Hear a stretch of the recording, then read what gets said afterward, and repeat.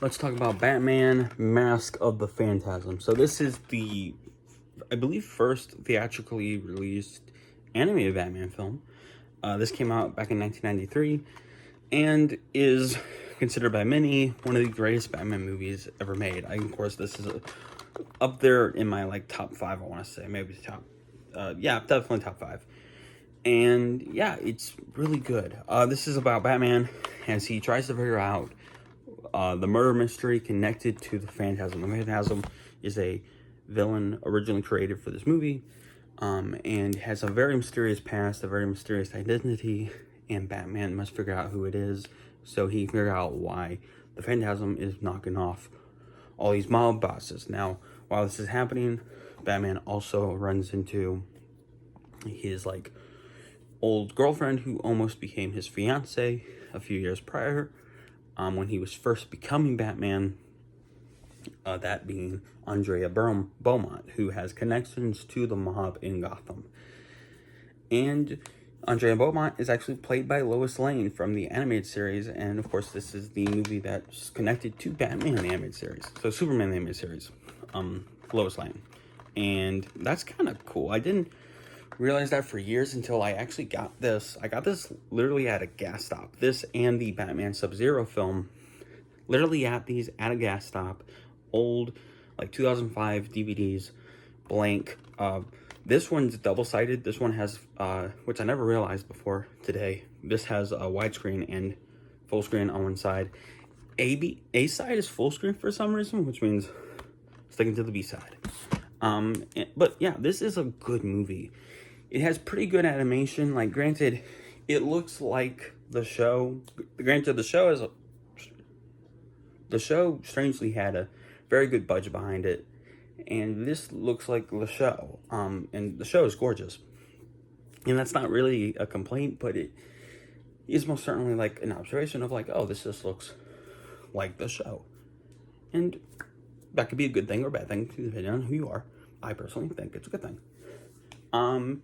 And yeah, great animation, great acting, and great music. Animation, music, acting hits all the quadrants of what makes an animated film good. And I actually think that the music is especially noticeable because Shirley Walker was like the understudy of Danny Elfman, and she really brought an Elfman feel to the animated series, and the animated series wouldn't exist without the Danny Elfman films. So that's kind of cool. And yeah, I just love this film. I'm sure that there is a really cool behind-the-scenes documentary on like the 4K that came out for this film, but this movie, I know, I think it was just being made. It's kind of like with Transformers the movie. It was kind of just being made along with the show. But I know that, like, theatrically speaking, it was released like in December. No one really knew about it. What are their names? Siskel and Ebert reviewed this when it got on VHS and said this was amazing, and this is like of the last like few Batman films we got, this is probably the best one. I wish we actually got to see it in the theaters. And yeah, this had like strangely just like a very small like ghost almost release. I'm sure it probably was at a lot of theaters, and I would guess that like Batman Returns not having a great reaction by audiences probably hurt this film being released, because they literally, like, I think get released at like a year apart. But no, this is like a really good movie, y'all, and I'm sure a lot of people know that. I grew up watching this film. I'm sure a lot of you guys grew up watching this film, but I do have one teensy tiny complaint that's more of a nitpick.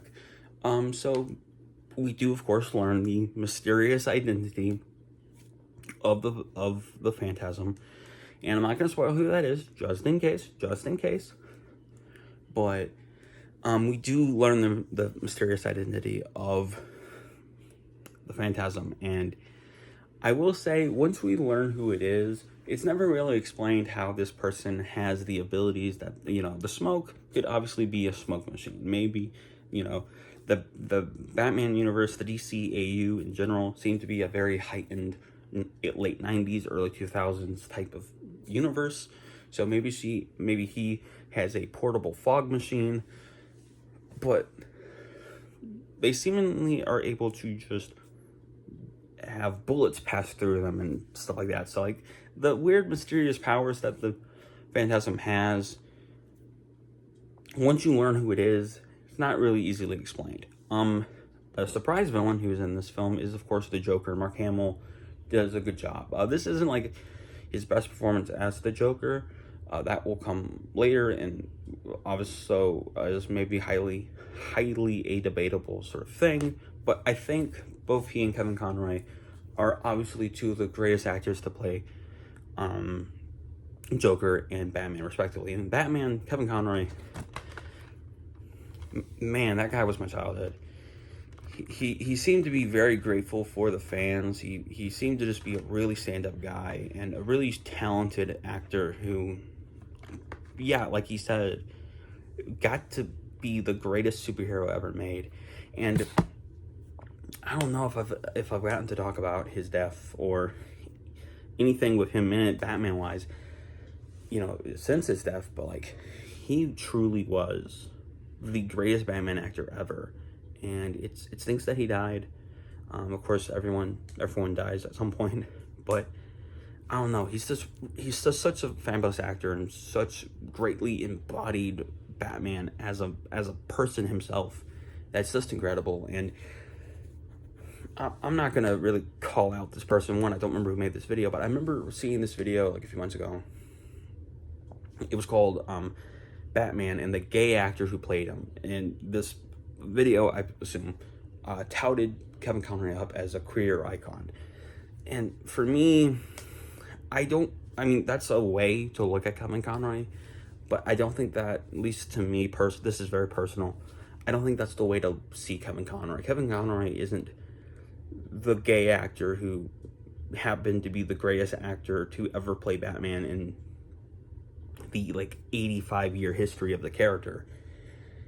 He's the greatest actor to ever play the character who just happened to be gay. And I think that's a distinction that I hope doesn't get drowned in the great legacy of Kevin Conroy and in the retroactive legacy that he will get because of his passing and as we talk about him more in the past tense, unfortunately.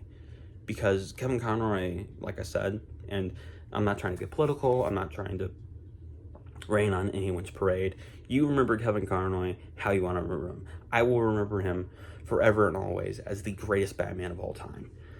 But me, that's me personally, but I don't know. I think it's important to say that he is the greatest actor to play Batman who just happened to be gay.